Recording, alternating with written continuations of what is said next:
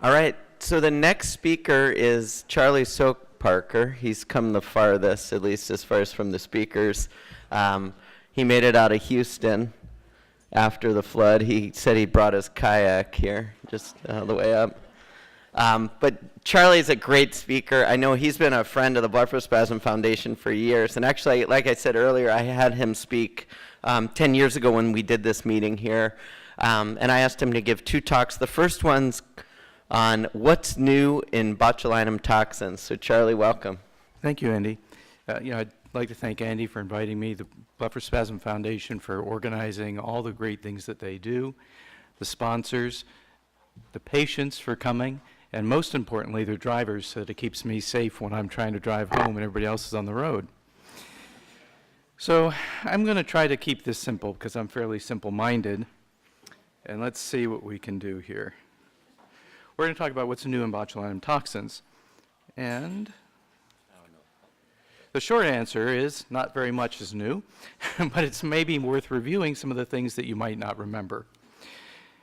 So what is botulinum toxin? Well, it is produced by these Clostridium bacteria. Now, the Clostridium bacteria are really a family of bacteria, and a lot of these characters in the family make disease. So we have one here that's very hard to detect. It can cause very subtle infections in the tissues. We have another one here that causes gas gangrene, another one that causes a gastrointestinal infection that can be lethal. We have another one here that causes tetanus or lockjaw. You've heard of all these diseases. And of course, this one here causes botulism, and we take advantage of that toxin that is produced by that bacteria. So why do these bacteria make these different toxins? They make it really for survival and domination of the world. We have some political leaders that are kind of like toxins, right? So these botulinum toxins are not the only thing that these bacteria make, and they make them to kill things that they can then feed on. They also make other things. They make some digestive enzymes, some things to break down the hard shells of insects, and then they also make toxins to kill other bacteria.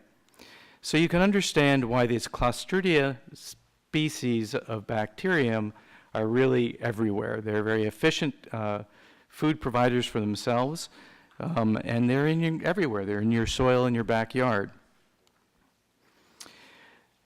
So the Clostridium bacteria make 8 different toxins. They were classified as such here. The toxin G actually has now been assigned to a different kind of bacteria, but there is a new toxin that has recently been discovered that the botulinum bacteria make, and that's toxin H, and that was described in 2015, and it's super secret. And it's super secret because it is probably the most lethal of the toxins, and there is no antitoxin to it. There's no antibodies to it. And so they won't publish the details of it because they're worried that somebody is going to get hold of this and release it in the world. Of these toxins, C and D are not effective in humans. A, B, E, and F are. And they're effective to different degrees in people. Type A botulinum toxin was what most of you folks are familiar with, and is the most lethal naturally occurring poison aside from H in the world. If you take 2 AA batteries and you have that much botulinum toxin type A, it will kill everybody on the planet. So that's pretty potent stuff. How do we quantify these toxins? Well, we do it in a mouse assay, which means we take a bunch of mice and we inject their bellies, and half of the mice that die, that amount is called a unit of botulinum toxin. So if you're getting a botulinum toxin and it's quantified in units, that's what that means, okay? And that's important. And it's important because I'm going to explain to you how the different toxins differ in their strength. So the toxin is a protein or a polypeptide, and that's made up of these little amino acids. You've heard of amino acids. An amino acid is something that has a positive charge on one end and a negative charge on the other end. And I'm talking a little bit about biology here and biochemistry because it's important to understand a couple different points, but this is really very simple stuff.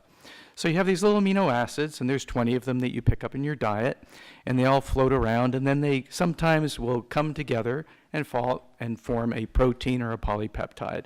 And you'll notice that still there's a positive charge on one end and a negative charge on the other. So I'm going to represent this amino acid chain as being this funny looking green thing. And this is what's elaborated by the bacterium. It makes this green line, which is a protein. And then that protein forms a three-dimensional structure. And then it gets cleaved, it gets cut. In this processing, there's a reason I'm going through all this nonsense with you. There's a small chain and a bigger chain. And then these things are associated with other proteins. These little soldier proteins that I have here are proteins that the bacteria normally make to protect this horrible toxin, so that when you ingest it, for example, if you take it by mouth, these soldier proteins protect the toxin from being destroyed in your body, and it protects them out in the environment. So they make the horrible toxin to do the job, and then they make soldier proteins to protect that toxin. I'm now going to go through the different botulinum toxins that are currently available, and I'm going to explain to you how they differ. So Botox, which was the first commercially available toxin, is all of these proteins that are made, these toxins that are made by the bacteria that have a three-dimensional structure to them, but they are not yet cleaved into the large piece and the small piece. They are associated with these soldier proteins, which really have no effect when we inject it into us, but that's what the bacteria are making, so those soldier proteins are in the botulinum toxin. And then since these proteins have a positive charge and a negative charge, they stick to glass, which also has a negative charge. So to be able to recover the toxin from the glass bottles that they're stored in, they coat the inside of these glass bottles with something. And in this case, it's human serum albumin, so protein from other folks. Dysport is a mishmash of different proteins. Some of them have already had a three-dimensional structure, some of them have been cleaved, so it's a whole bunch of partially processed protein. They also come with these soldier proteins to protect the toxin that's elaborated by the bacteria. But in addition to some human serum albumin, they also have lactose. The reason this is important is that the human serum albumin binds the toxin more tightly, and if you don't have as much human serum albumin, but you have the lactose instead, the toxin tends to spread a little bit farther in the tissue. So if I inject the Botox into one area, it will stay there more locally. If I inject the Dysport into that area, it will spread a little bit farther. The Xeomin, which is made by Mertz, who's here helping to sponsor us today, is basically all of the single initial protein that's made by the bacterium in a three-dimensional conformation. It's not yet processed, and it is without the soldier proteins, but it is with human serum albumin. And so the Botox people say, we are the most natural, standardized, pure. It's exactly what the bacteria is making. That's what you're getting. The Dysport people say, hey, ours works faster because it's already partially processed. And in fact, it does work a couple days earlier. The Xeomin people say, we are the least immunogenic, which means that you're least likely to develop antibodies to it because we don't have these extra soldier proteins. That's never been shown, but that's their theoretical argument. So that's the argument from these three different companies about why their toxin might be the best choice for you. Then there's another one on the block here. This is myoblock. And myoblock, remember I told you there are different types of toxins, A through H. The myoblock is type B. It's a slightly different toxin. It works in a slightly different way in the nerves, and we'll show you that in a minute. It also has the soldier proteins. It also has the human serum albumin. And it's different from the others. It works faster, doesn't work as long, and it's actually quite a bit more uncomfortable to be injected. So I explained to you what a unit is, how it's defined in mice. So the gold standard, or the original, was Botox. 1 unit kills half the mice. Dysport is also quantified in the same way. The amount that kills half the mice is called 1 unit of Dysport. But Dysport is more effective in mice than it is in people. And so you need 3 times the number of mouse units to roughly equal a unit in humans. So you'll get 3 times as many units of Dysport to equal a unit of Botox, and that's on average. Half of the people will need a little bit less Dysport, half of the people will need a little bit more Dysport. So in my practice, I would say half of the patients, if I use that 3-to-1 ratio, like Dysport better, because they're actually getting a little bit more effect, and half of the people like Botox better. So it's really just a game of numbers. Xeomin is very much like Botox in my experience. It's about a 1-to-1 ratio. 1 unit of Xeomin equals about a unit of Botox. And MyoBlock is about 50 units of MyoBlock equals a unit of Botox.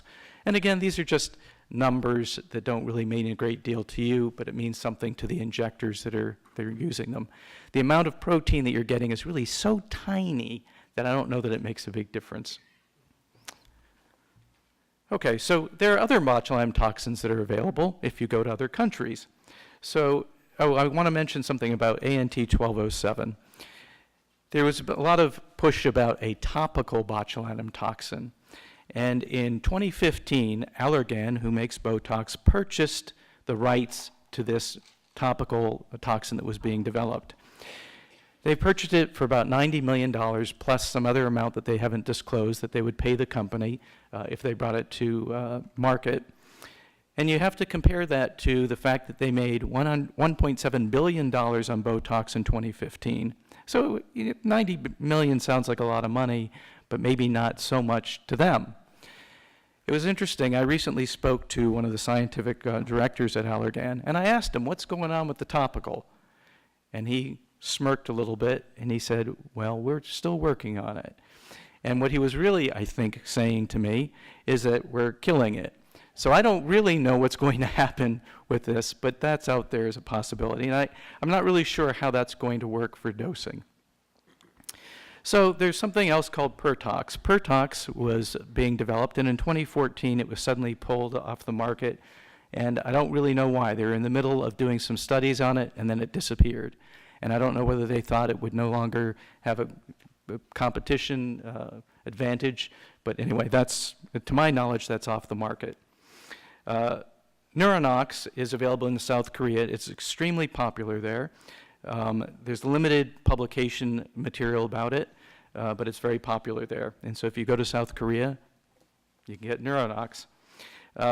There's CBTXA, which is available in China. And the feeling about it is that it's probably very similar to Botox, but rather than having human serum albumin, there's bovine or cow protein. And so for some people who have cow allergies, or protein allergies, that might be a problem, but it's quite popular in China. There's something that sounds very much like it, which is CMBTXA, and you should definitely not get that. They had a lot of standardization problems, and so they were putting in the bottles an amount of toxin that was unpredictable, and so people were getting a lot more toxin than they wanted to, or a lot less, and that, of course, could be very dangerous. So those are the other toxins that are available. Now let me explain to you, again, I know you guys all remember this very clearly, but I'm going to explain to you how these botulinum toxins work. Here we have a nerve, that's the blue thing, and in the nerve we have these SNAP25 proteins. Those are important because that's where the botulinum toxins work. And on the other side of this synaptic cleft, which is the space between the nerve and the muscles, is the muscle. And these little circles that we see up here at the top are the carriers of acetylcholine, which is the magic chemical that makes the muscles contract. So here's what happens. When the nerve fires, these things go down and they bind on the SNAP25 proteins, and then they release the acetylcholine, and bingo, we have muscle contraction. So botulinum toxin does not work on the muscles, it works on the nerves that make the muscles fire. Okay, everybody remembers that. And so again, here's just the anatomy of the botulinum toxin type A. There's the big chain, the big one, there's the little one, and importantly, the little one has this thing on it that binds zinc. Now, that's important. We'll talk about that in a couple minutes. So the little one is what binds the zinc, and then these two things are linked together. And I like making these little slides, so you'll have to bear with me as I have this cute little slide of these injections of this toxin in this great syringe. Okay, so here is that nerve, and here are those toxin molecules that were just injected, and they bind to the nerve by the large chain. The large chain is the carrier. It binds to the nerve. It then gets taken up into the nerve cell, and it's broken in then to the small chain and the large chain, and the small chain is what binds to the SNAP25 proteins and inactivates it and decreases the ability of that nerve to function. Now, there's a couple of important things that I want to remind you about here. That process of taking the toxin up into the nerve, if it doesn't occur within 30 minutes, at the most 90 minutes, that toxin that's outside of the nerve is destroyed by other police enzymes that are floating around. So all of the effect that you're going to have happens within the first 30 to 90 minutes of that toxin being taken up into that nerve. And that whole process of taking the toxin into the nerve is dependent on the nerve firing, and it's dependent on temperature. So I'll make this point again to you later, that if you are making that nerve firing by doing more muscle contraction, then you will take up more of the toxin. If you are chilling the nerve, you will decrease the amount of uptake of that toxin into the nerve. And of course, what isn't taken up into the nerve is then destroyed and is not effective. Okay? And I'll make that point again in a minute. Let's see. Okay, in both of these things, you can get zinc either within the nerve or outside of the nerve. And remember, if you don't have zinc binding to that small piece of the toxin, you get no effect of the toxin. It must have zinc bound to it, or there is no effect. Okay? So the essential points from the biochemistry is that cold within the first hour of injection decreases the efficacy of the toxin. It will work, but you'll have to have much more toxin to have the same effect. And we published this probably 15 years ago. So that if you chill the face before or immediately after, you're decreasing the effect of the toxin. If you put topical anesthetics on to decrease the pain, you decrease the firing of the nerve, and you decrease the effect of the toxin. Moving the desired muscles, going into your car after your injection and sitting there and making funny faces, probably increases the effect of the toxin by about 8%. No zinc, no effect. Okay? So, zinc status in the United States. The NANES 3 study, conducted by the National Institutes of Health, ended in 1994, and they looked at 29,000 people in the US. And they found that based upon diet alone that was reported by these people, 70% of the population were not meeting the RDA, the recommended daily allowance of zinc. Now you have to, I don't know what you believe about the NIH and the RDA, but I always think that the RDA is kind of low compared to what we should really have. And that over 55 years of age, people were especially at risk. So they're saying that a large portion of the population is zinc deficient based on diet alone. But a lot of those folks were also taking dietary supplements of zinc. And if we assume 100% of the absorption of those zinc supplements, dietary supplements, then only 45% of the population was deficient in zinc. There are two problems with this. The first is that different kinds of zinc are absorbed at different rates and different bioavailability in the body. For example, if you go to the pharmacy and you get a zinc lozenge because you have a cold, that zinc is purposefully poorly absorbed because the way the zinc works for viruses is it hangs out in the mouth and the nose, and it binds the viral particles, and then it passes out and is excreted through the body. So on purpose, that's zinc that is poorly absorbed. So you have to be careful about what zinc you're taking. The second thing is if you're taking a multivitamin, and that vitamin has iron, magnesium, copper, manganese, zinc, all of those positively charged ions all compete for absorption. So even though you may have 100% of the RDA, recommended daily allowance of zinc, with your copper or iron or magnesium, you're not getting it all. So really zinc deficiency may be a more significant problem than we thought. Now, what's interesting is if you go back and you look at the little package inserts that come with the medicine that doctors get, and you open that up and you read it, and this is the one that comes from the cosmetic Botox, but it's the same Botox. What they did was they looked at day 30, and they said, is there a difference in whether you're getting Botox or not? And these are in cosmetic patients. And they said, under the age of 65, at 1 month, 81% of the people had an improvement with their toxin. If we go over the age of 65, 17% had an improvement. And that was not significantly different from placebo, getting no toxin. Now, wait a second. What they're saying is that Botox does not work over the age of 65. Crazy. Well, but wait a minute. Maybe if we think about this, maybe that's because the dosing was different, and maybe people need a higher dose when they get older, but maybe it could be that that's that zinc deficiency thing that we were talking about over the age of 55. And you will find that nowhere ever are the botulinum toxins approved by the FDA for anybody over the age of 65. Because once this data became known by the different companies, they never included anybody in their studies over the age of 65. So how can we know who's low in zinc? Urine levels are not predictive of tissue levels. Blood levels are not predictive of tissue levels.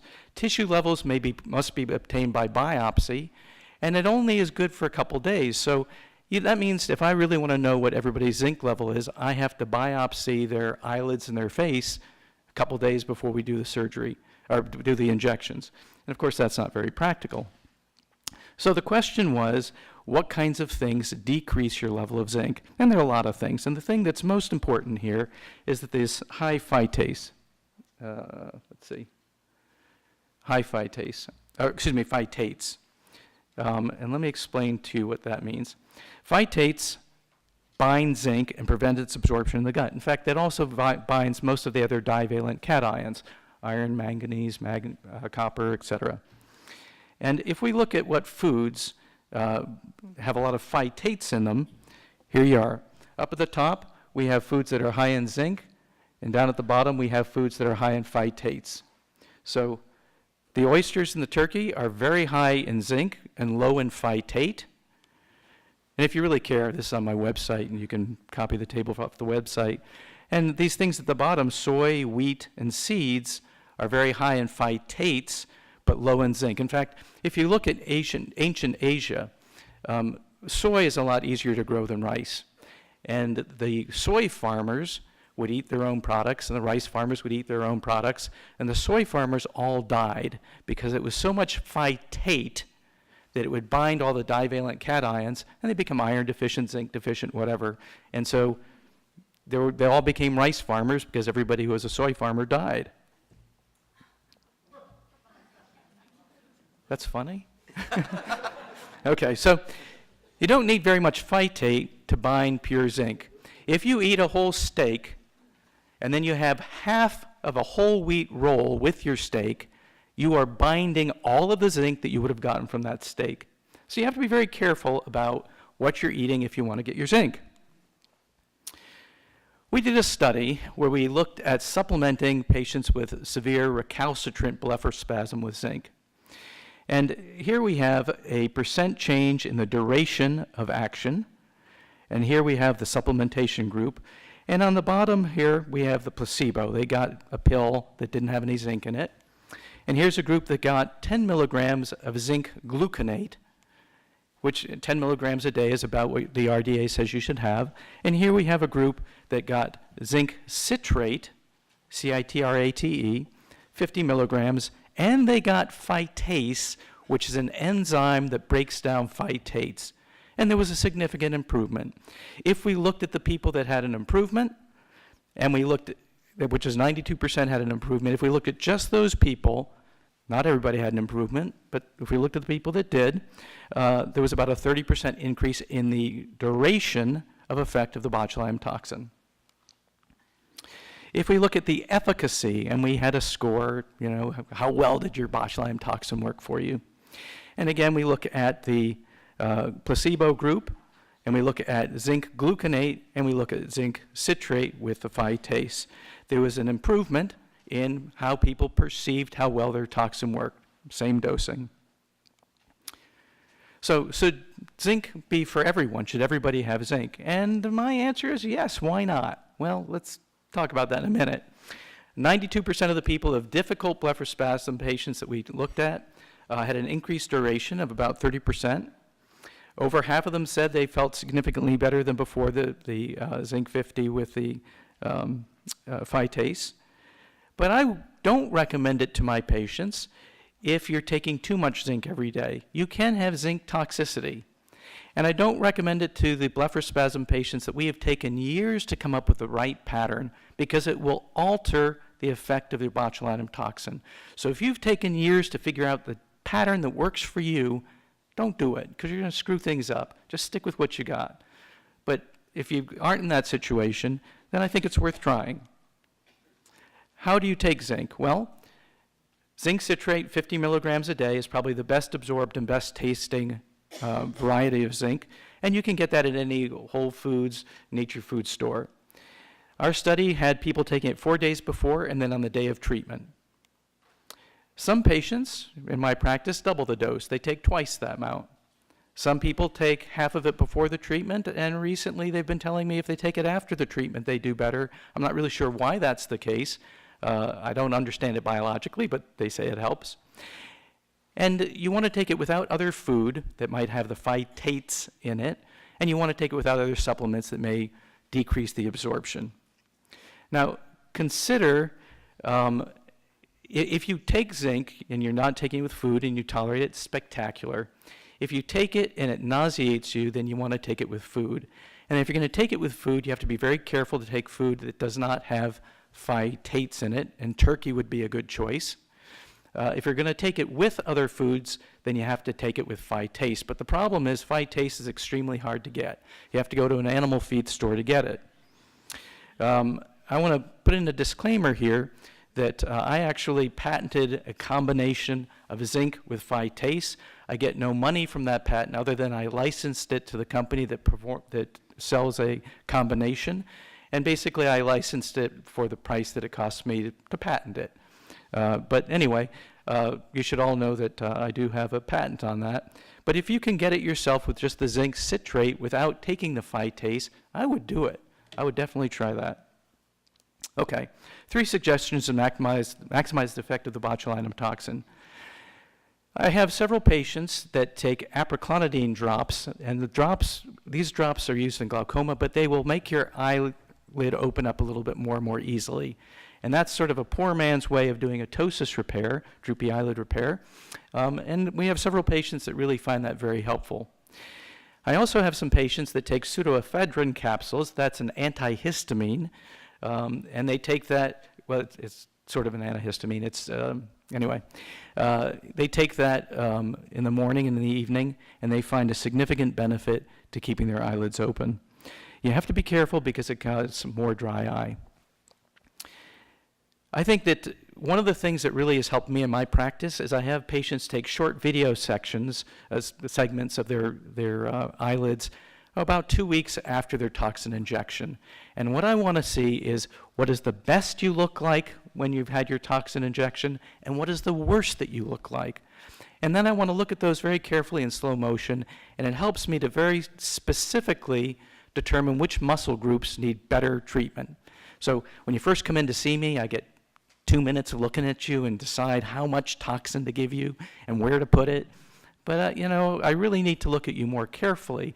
And these little short video segments, please don't send your doctor 25 minutes of video. Send them, a minute or 2 minutes. Those are really helpful for your doctor to really cone down and be more thoughtful about your injection pattern. And every pattern should be individualized, right? I also think it's really important to keep a record of your treatment effect. And there are a couple of reasons for this. And I want 2 different records. I want a record of how effective it is at keeping your eyes open so you can see and function. And I also want to know how dry your eyes feel. And we'll talk about dry eye a little bit later. But I want this for a couple of reasons. The first reason is for the insurance companies when they say, why are you giving this injection every 6 weeks rather than every 3 months? And I don't know why they think it should be every 3 months. But now I can prove to them there's a reason. And secondly, it helps me to understand how to alter your toxin treatment. So I tell people 3 scale, good, fair, bad, and you go ahead and write those down on the calendar every day. 2 different colors, one for dry eye, one for effect. And again, it's for insurance proof, and it also shows us how to change your pattern. And then we graph the data. Either you can actually do this, or I can do it in my mind. Your doctor can do it in their brain, as you just show them all the data. And you'll have a curve that looks something like this. And what we're really looking at is a couple different parts of this curve. We want to know, first of all, how quickly does your toxin take effect? What is the period of improvement until you get maximum effect? What is the maximum effect you get, and how long does that last?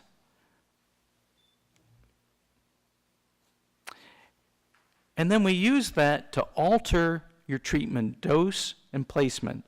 So for example, if you get maximum effect, then we're giving you enough to help you keep your eyes open. But I'm also interested in how much your eyes dry out. So if you're getting dry eye during this period, you're getting too much toxin. If you're getting dry eye during this period, you're getting too little toxin. Okay, so those graph patterns are very useful.